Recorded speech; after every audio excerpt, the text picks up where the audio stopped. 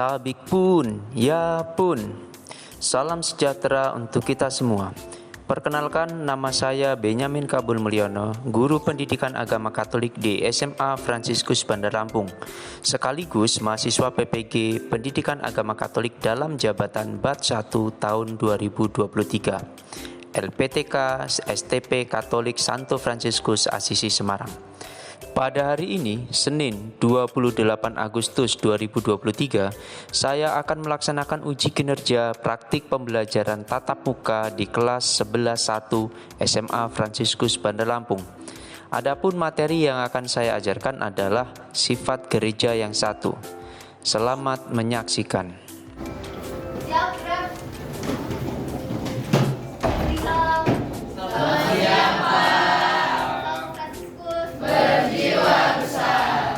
Tabik pun, ya pun. Apa kabar hari ini? Hari berkobar-kobar. Jam berapa? Jam 5 pagi. Tinggal di mana? Tinggal dalam kasih. Masih ingat lagunya? Masih. Siap? Siap. 1, 2, 3. Apa kabar?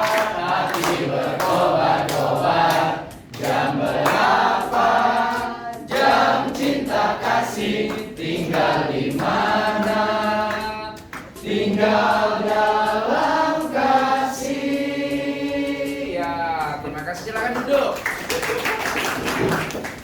Benar ya, hari ini bahagia. Bahagia hari ini. Ya, tadi pagi mungkin kalian sudah belajar olahraga kan? Tadi pagi main di lapangan, main basket, ada yang main voli. Seger-seger kan tadi. Sebelum kita lanjutkan, Pak Ben mau ngabsen dulu. Semua enggak ini. Abigail Quina. Hadir, Pak. Amnet. Hadir, Pak. Brian Oliver. Sakit. Sakit apa dia? Demam, Pak. Demam. Oke. Brigita Lintang. Hadir, Pak. Cecil. Hadir, Pak. Clara. Hadir, Pak. Luna. Hadir, Pak. Dion. Hadir, Pak. Oke. Terus yang terakhir Samudra Rizky. Hadir, Pak. Samuel Ivan. Hadir, Pak. Dewi. Hadir, Pak. Oke, terima kasih. Masuk ya. Kebanyakan cuma satu orang, Brian Oliver. Kita doakan semoga Brian Oliver cepat sembuh.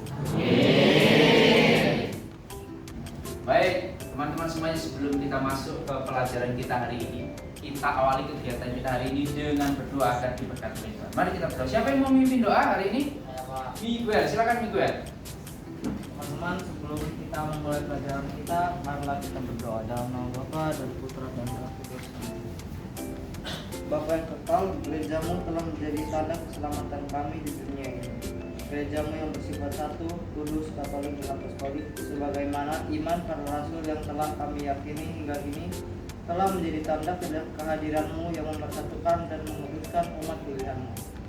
Kami mohon kepadamu ya Bapa, kunjungi dan hadirlah dalam pertemuan ini, agar kami memahami gereja yang utuh dan semakin mencintai gereja kudusmu. Demi Kristus Tuhan dan pengantara kami, amin. Dalam nama Bapa dan Putra dan Roh Kudus. Amin. Baik, terima kasih Miguel. Baik anak-anak semuanya, hari ini kita masuk ke materi bab 2. Materi bab 2 judulnya sifat-sifat gereja. Ada 4 sifat gereja. 1.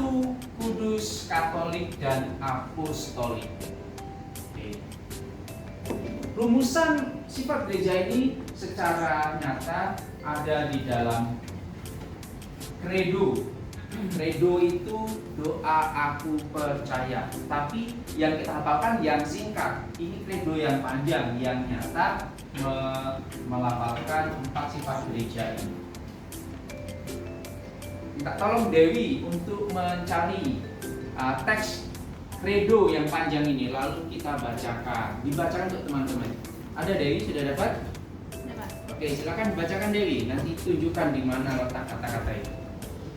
Aku percaya akan satu Allah, Bapa yang Maha Kuasa, pencipta langit dan bumi dan segala sesuatu yang kelihatan dan tak kelihatan, dan akan satu Tuhan Yesus Kristus, Putra Allah yang tunggal. Ia lahir dari Bapa sebelum segala abad, Allah dari Allah, terang dari terang, Allah benar dari Allah benar. Ia dilahirkan bukan dijadikan, sehakikat dengan Bapa, segala sesuatu dijadikan olehnya.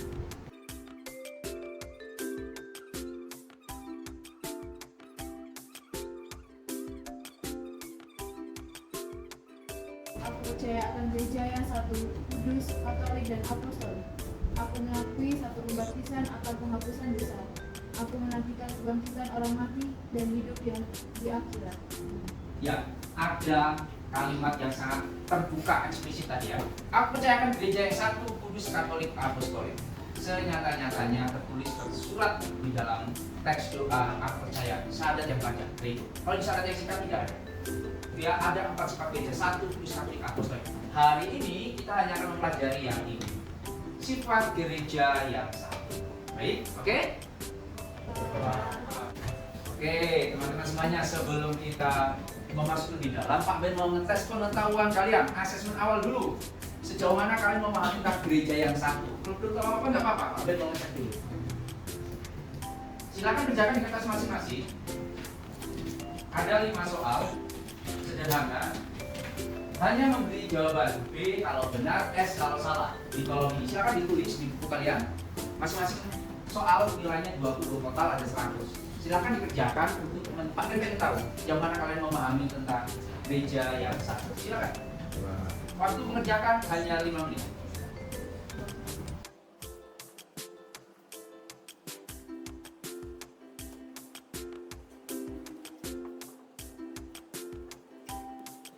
Baik, teman-teman, mari kita cek hasil asesmen awal. Jawabannya nomor 1, gereja Katolik percaya pada kisah Allah Tritunggal. B atau S ini? Jawabannya B. Kalau ada yang S, salah, kurang 20. Sifat gereja yang satu mengizinkan variasi dalam keyakinan dasar antara gereja-gereja Kristen. B apa S? S. Macam-macam keyakinan. Iya. Satu, makanya gereja satu keyakinan, yang satu tentang iman. 3, gereja yang satu tidak menghormati keragaman budaya dalam ibadah. Jawabannya B apa S? Benar atau salah? S. Berarti gereja itu menghormati keragaman budaya. 4, iman kepada Kristus sebagai kepala gereja adalah contoh sifat gereja yang satu. B apa S? B. S, pintar. 5, satu berarti kata sifat satu itu berarti tunggal, tiada duanya utuh bulat penuh. B apa S? B. Betul. Baik, sekarang cek siapa yang betulnya banyak. Yang semua betul banyak, semua. Yang salah satu. Yang salahnya 2 orang. Yang salah 2. Salah 3. Salah 4. Salah semua. Wih, pintar semua, tepuk tangan. Dilanjutkan enggak ini pelajarannya kalau udah pintar semua? Tetap dilanjutkan ya.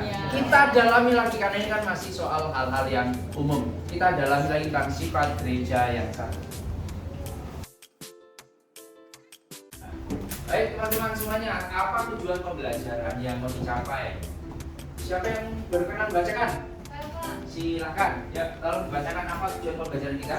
Tujuan pembelajarannya, peserta didik mampu menganalisis sifat gereja yang satu dan dapat mengambil bagian dalam mewujudkan sifat kesatuan gereja itu dalam hidupnya sehari-hari. Betul sekali.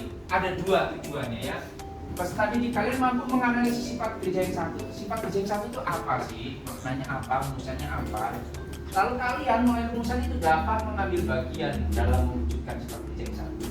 Lalu apa kriteria ketercapaian tujuan pembelajaran?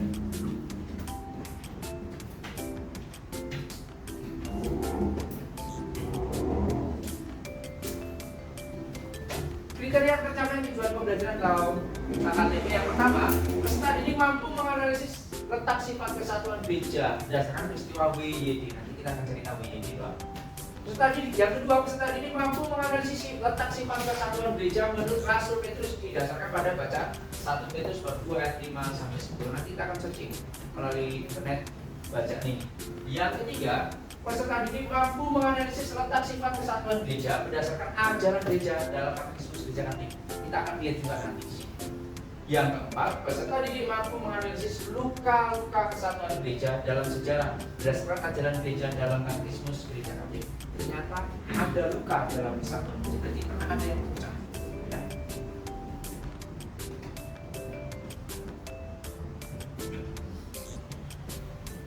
Ben mau nanya sesuatu untuk merangsang pemikiranmu, semakin menarik motivasimu untuk mencari tahu apa itu sifat gereja yang satu. Pernah nggak mendengar istilah WYD? Siapa yang pernah? Peta. Itu World Youth Day. World Youth Day artinya apa itu? Kayak Hari Orang Muda Internasional. Hari Orang Muda Internasional, Hari Orang Muda Sedunia, betul. Nah, dengar. Apakah itu gereja yang satu? Ada yang punya pemikiran gereja yang satu itu apa? Saya Pak, Tasya. gereja yang satu itu berarti tunggal, tidak ada duanya. Satu itu tunggal, tak ada duanya. Betul, Pak Bin tambahin bulat, penuh, utuh. Betul, terima kasih Tasya. Pertanyaan ketiga, apakah ada peristiwa sejarah yang menunjukkan pentingnya kesatuan dalam gereja Katolik? Ada yang bisa menjawab?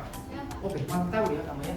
Selfie. Setahu saya dulu tuh gereja itu cuma satu, tapi Ya, dulu gereja satu, gereja Kristus. Terus. terus sampai ke sini tuh dipecah-pecah, ada gereja Protestan, Katolik, sama Ortodoks. Seperti ada aliran-aliran gitu, tapi kita nggak tahu gereja apa yang mana. Oke.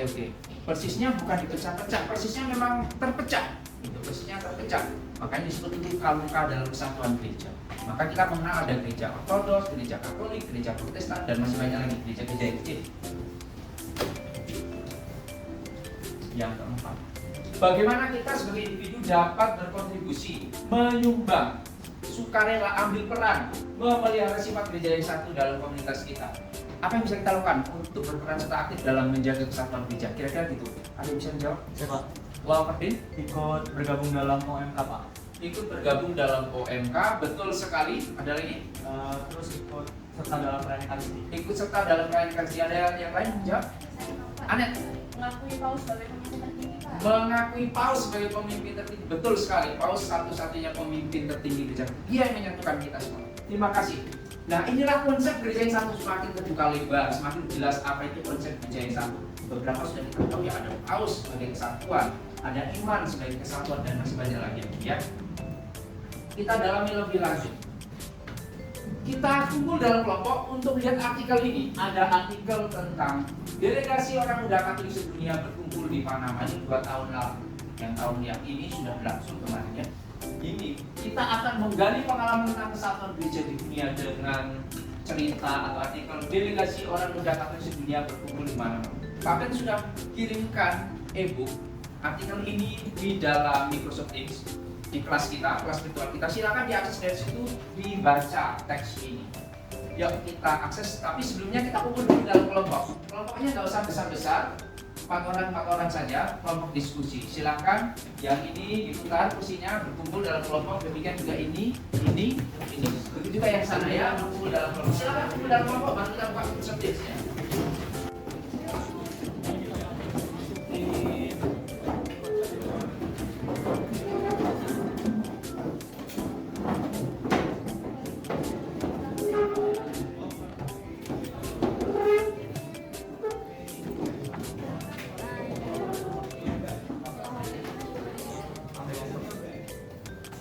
Oke, langsung saja dibuka Microsoft Teams, dibuka e-books agama. Dibuka e-book agamanya, diakses halaman 33 ini. Oh, halaman 30, betul.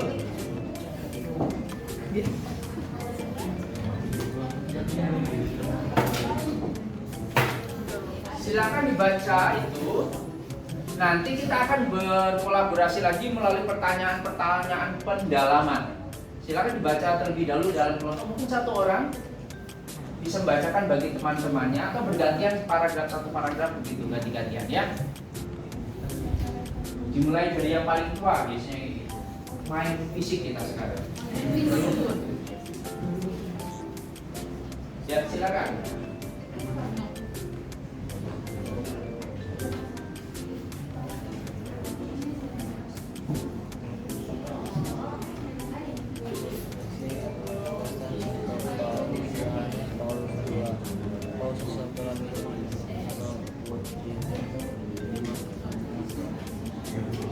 Baik semuanya, kita dalami secara bersama-sama sekarang ya pertanyaan-pertanyaan ini tentang gereja yang satu berdasarkan pengalaman World Youth Day di Panama. Siapa yang memperkasai World Youth Day? Ada yang bisa menjawab? Ya, kelompoknya Ilen, silakan. Itu digagasnya oleh Paus Yohanes Paulus III. Paus Yohanes Paulus kedua. Ya, ini mendiang Paus sudah almarhum, sudah meninggal. Yang benar yang menggagas Paus Yohanes Paulus kedua. Itu yang memprakarsai World Child Day. Nomor 2, pertanyaan nomor 2. Apa tujuan Hari Kaum Muda Sedunia itu? Ada yang bisa menjawab? Ya, Pak. Ruben, silakan Ruben. Ada 6 tujuannya ya, Pak. Iya, Pertama ada itu- 6. Ya. Oh, boleh bacakan. Pertama itu untuk pembaruan iman. Untuk pembaharuan iman Yang kedua itu sebagai sarana pertukaran budaya. sebagai sarana pertukaran budaya, Selanjutnya membangun komunitas. membangun komunitas iman, ya, Terus untuk inspirasi hidup Kristiani. menginspirasi hidup Kristiani, Ada papal audiens juga. papal audiens. Apa itu papal audiens? Papal Audience itu salah satu sorotan utama World Youth Day di mana para pemuda ini berkesempatan untuk bertemu dengan Paus. Oh, audiensi dengan paus, bertemu ngobrol dengan paus. Ya, betul, itu kesempatan langka. Terus yang Yang terakhir, yang keenam, yang terakhir ada evangelisasi. evangelisasi atau pewartaan sabda Allah. Ya, melalui kegiatan-kegiatan itu ada 6 tujuan yang mau dikembangkan. Dan yang paling terpenting adalah evangelisasi. Baik, komunitas iman tadi gimana bentuknya? Bayangkan seluruh dunia kumpul, nggak saling kenal, bisa berkumpul dalam satu iman. Hanya oleh karena satu ekaristi yang satu dan sama, mereka merayakan iman yang sama. Itulah sifat gereja yang satu yang terjadi dalam World Youth Day ini. Kita lanjutkan. Apa yang dilakukan selama pertemuan kaum muda sedunia? Mengapain aja sih di World Youth Day ini? Ada yang bisa menjawab? Oh, oke, sudah bentar. Silakan. Selama World Youth Day, peserta mengunjungi negara tuan rumah, melakukan pelayanan masyarakat, mengunjungi keuskupan, dan ikut serta dalam berbagai perayaan. Ada seminar, pertemuan katekese, diakhiri dengan misa kepausan yang dipimpin oleh Bapak Suci atau Sri Paus. Iya, ada banyak kegiatan di sana. Dan semua kegiatannya tentu seru, mengasihkan, dibingkai. Perayaan iman dibingkai di dalam sebuah kegiatan khas kaum muda, anak-anak muda. Dan yang kerennya diakhiri dengan misa bersama Bapak Paus. Wah, Pak Ben saja belum pernah gitu ya. Ada yang sudah pernah misa dengan Bapak Paus? Belum ya. Paling kita melalui TV ya kalau pas Natal Paskah itu ya. Apa pesan Paus Fransiskus untuk kaum muda sedunia? Pasti ini disampaikan ketika misa di penutupan itu. Ada yang bisa menjawab? Ada yang menemukan? Miguel, tolong dijawab dengan jelas Miguel. Apa pesan Paus Fransiskus untuk kaum muda sedunia? Jadi pesan Paus Fransiskus kepada kaum muda Katolik di WYD Panama bahwa kita semua sedang dalam perjalanan. Teruslah berjalan, teruskan terus. Boleh menghadap ke sini supaya jelas. Jangan mundur. Ulangi lagi, apa pesan Paus Fransiskus? Miguel? Pesan Paus Fransiskus kepada kaum muda Katolik di WYD Panama bahwa kita semua sedang dalam perjalanan. Teruslah berjalan, terus hidupkan iman dan bagikan. Iya, sangat metafor banget ya. Kita semua dalam perjalanan. Teruslah semangat, teruslah berjalan. Maksudnya apa ini? Manusia itu selama di dunia dia dalam perjuangan. Jangan menyerah apapun kondisinya anak muda. Teruslah berkarya, teruslah bekerja, teruslah berjalan. Tentu dalam kerangka iman. Tuhan di atas akan selalu membantu kaum muda. Itu keyakinan yang mau tularkan oleh Paus Fransiskus. Pertanyaan terakhir, pertanyaan pendalaman terakhir. Apa makna sifat kesatuan gereja dalam pertemuan kaum muda sedunia? Berarti menyangkut soal gini. Ada yang mau jawab? Pak. Kelompoknya Rolando Vieri. Silakan Rolando Vieri. Jadi hasil diskusi kami untuk pertanyaan apa makna sifat kesatuan gereja dalam pertemuan kaum muda Katolik sedunia itu? Jawabannya adalah sifat kesatuan gereja tercermin dari persekutuan atau komunio kaum muda dan umat Katolik yang berkumpul di Panama atas nama satu iman, harapan, dan kasih. Betul, makna sifat kesatuan itu satu komunitas iman, satu pemimpin yaitu Paus, satu sakramental, semua dirayakan di sana. Itu makna sifat kesatuan kita. Nah, karena hari ini model pembelajarannya adalah project based learning, maka segala hasil diskusimu ini tolong didesain dalam Canva lalu dijadikan sebuah desain grafis yang indah. Jawabanmu didesain di Canva lalu diberi ornamen-ornamen indah lalu dikumpul dalam bentuk gambar ke papel dalam satu lembar yang indah. Silakan mulai bekerja lagi.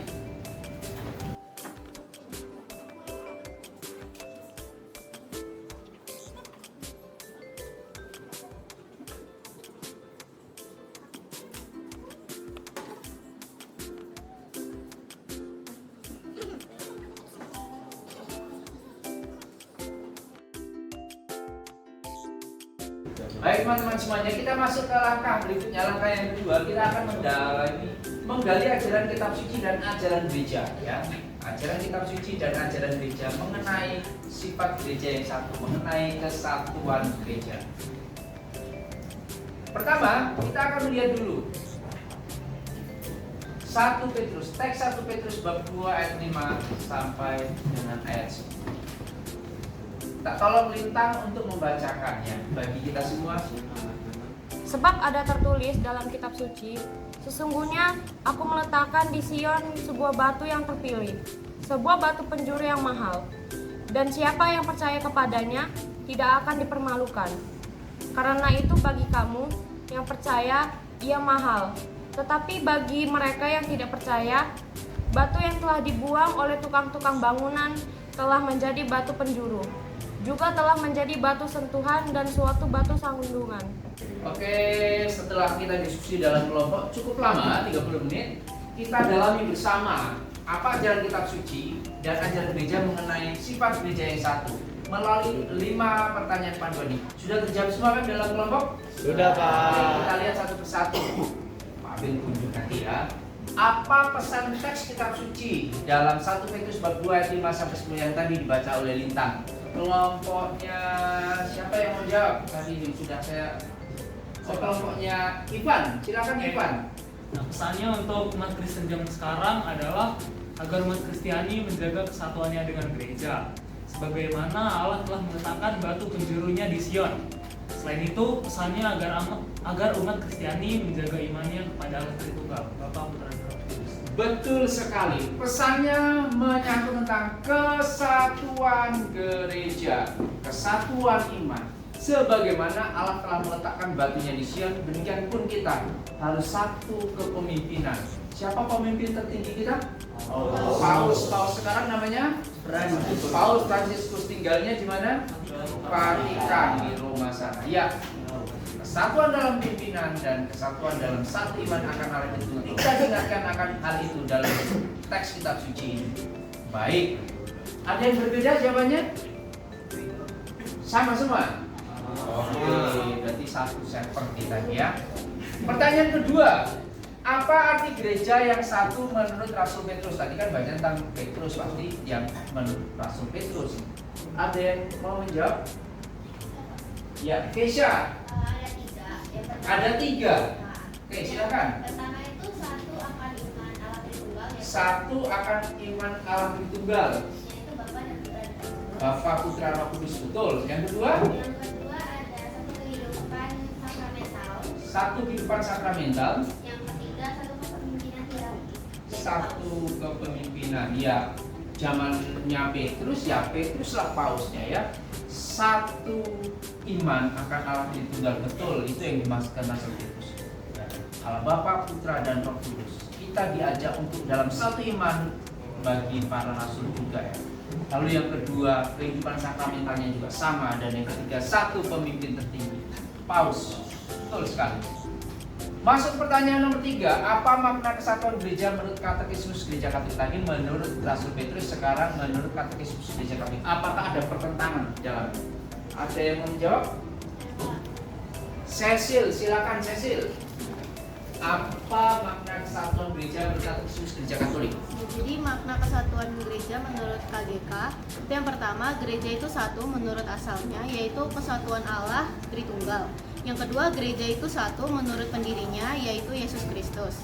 Dan yang terakhir, gereja itu satu menurut jiwanya, yaitu Roh Kudus. Ya, ternyata sama sekali tidak bertentangan. Gereja itu satu, ya, karena satu pendirinya. Siapa pendiri Gereja Katolik? Yesus Kristus, Putra Allah sendiri. Satu di dalam jiwa. Apa jiwa gereja? Roh Kudus. Betul. Satu lagi apa nanti Cecil? Menurut jiwanya. Menurut jiwanya sudah. Yang kedua? Yang kedua, menurut pendirinya. Menurut pendirinya yaitu Yesus Kristus. Yang pertama? Menurut asal. Menurut asalnya yaitu Allah sendiri. Terima kasih Cecil. Kita masuk pertanyaan yang keempat. Pertanyaan pendalaman yang keempat. Apa saja, ini lebih konkret, apa saja yang mengikat kesatuan dalam gereja Katolik, sehingga kalau kita punya itu berarti karakternya kita satu. Kelompoknya satu juga ya, kelompoknya Felicia. Mungkin saja ya. Oh silakan kelompok Felicia, jawab saja apa saja ikatan yang ada dalam kesatuan gereja Katolik. Yang ada dalam itu ada pengakuan iman yang satu oleh para rasul, Pengakuan iman yang satu oleh para rasul. perayaan ibadat bersama, terutama perayaan sakramen-sakramen. Lalu ada suksesi apostolik. Ada suksesi apostolik. Suksesi apostolik itu pergantian paus. Satu kepemimpinan paus, maksudnya gitu. Berarti sama ya. Pertanyaan nomor 2, nomor 3, nomor 4 ini mirip ya. Bahwa yang mengikat itu adalah satu pemimpin tertinggi, satu kehidupan sakramental, dan satu iman akan Allah Tritunggal. Makin jelas ya makna kesatuan gereja Katolik itu menyangkut soal satu iman, satu pemimpin, satu kehidupan sakramental. Mau orang Katolik dimanapun, kita memiliki ketiga hal ini sama persis. Pertanyaan terakhir, pendalaman terakhir, apa saja yang menjadi luka-luka dalam kesatuan perjalanan hidup gereja? Apakah gereja pernah terluka oleh kesatuan? Kelompoknya Ronaldo saja deh. Oh ya, pas, ya silakan. Ya Pak, jadi dulu yang gereja awal itu satu, kesatuan pernah mendapatkan luka-luka itu contohnya pernah bertentang sama gereja Protestan, betul. sama Ortodoks juga beberapa gereja lainnya Pak. Baik, betul sekali Rolando. Dulu gereja Katolik itu sejatinya gereja yang satu dan sama dengan gereja-gereja yang lain. Dulu namanya umat Kristus, umat Kristen. Karena satu dan lain hal dalam sejarah yang di masa lampau, gereja pernah berpisah. Awalnya gereja barat dan gereja timur. Lalu berpisah lagi antara gereja Katolik dengan gereja Protestan. Lalu masih banyak lagi perpecahan-perpecahan di dalam gereja Katolik. Karena tidak kokoh kuat dalam menjaga kesatuan, itu akhirnya timbul perpecahan-perpecahan. Luka-luka itu yang ada dalam masa lampau itu tidak mau kita ulangi lagi. Maka mesti kita jaga kesatuan di dalam gereja Katolik. Oke? Oke. Paham? Sampai di sini ada pertanyaan, cukup jelas atau bagaimana? Cukup jelas. Baik, kita lanjutkan. Baik, teman-teman semuanya, Pak Ben simpulkan yang menjadi pembelajaran kita hari ini. Yang pertama, gereja itu satu menurut asalnya. Pola dan prinsip leluhur misteri itu ialah kesatuan Allah Tritunggal dalam tiga pribadi Bapa, Putra, dan Roh Kudus. Satu asal gereja Katolik. Pertama, kesimpulan yang pertama, asal kita satu, yaitu Allah. Yang kedua, gereja itu satu menurut pendirinya. Pendirinya adalah Putra Allah sendiri, yaitu Yesus Kristus. Satuan yang kedua sudah. Satuan yang ketiga, gereja itu satu menurut jiwanya, dan jiwa gereja itu adalah Roh Kudus. Nyawa gereja itu adalah Roh Kudus. Roh Kudus dihembuskan oleh Allah untuk menghidupkan gereja. Ya. Lalu kesimpulan lain yang bisa kita ambil bahwa ikatan-ikatan persatuan dalam gereja Katolik yang mengikat kita sehingga kita utuh sampai sekarang ada tiga. Yang pertama, ikatan akan satu iman yang sama, yaitu Allah. Iman akan Allah Bapa, Putra, dan Roh Kudus. Iman akan Allah Tuhan. Yang kedua, kita disatukan oleh ikatan perayaan-perayaan ibadah bersama atau perayaan-perayaan sakramen yang sama persis. Kami orang Katolik seluruh dunia, kita orang Katolik seluruh dunia menerima sakramen-sakramen yang satu dan sama dan berlaku untuk seluruh dunia. Dan yang ketiga, ikatan itu adalah suksesi apostolik atau kepemimpinan tertinggi dalam gereja Katolik. Dalam hal ini pemimpin tertinggi kita adalah Paus. Pausnya bernama Paus Fransiskus. Lalu yang terakhir, memang dulu pernah ada luka-luka dalam kesatuan gereja Katolik. Benar, dulu hanya ada satu gereja Kristus, lalu pecah menjadi gereja timur dan gereja barat karena satu dan lain hal. Lalu kemudian dari gereja barat ini sendiri pecah. Demikian juga. Maka kita sekarang ini di dunia modern mengenal ada gereja Katolik, ada gereja Protestan, ada gereja Ortodoks, ada gereja Anglikan, dan masih banyak gereja-gereja lain, istilah-istilah gereja lain yang kita kenal. Oke, sampai di sini paham tentang penjelasan Pak Ben? Oke. Baik teman-teman semuanya, hal-hal apa saja yang bisa kita lakukan untuk berperan serta aktif dalam menjaga kesatuan gereja? Yang pertama, hal yang sederhana saja, menghafal doa percaya. Dengan menghafal doa percaya kita menghayati kesatuan gereja.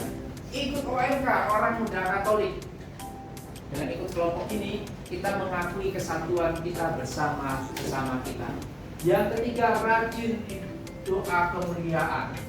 Karena di dalam doa kemuliaan ada rumusan tentang Allah Tritunggal. Kan satu iman akan Allah Tritunggal. Yang keempat, mengaku dosa. Mengakui bahwa gereja adalah pemberian Kristus yang berhak meleburkan dosa-dosa kita. Dan yang kelima, ikut pertemuan BKSN. Sebentar lagi bulan September, bulan Kitab Suci Nasional.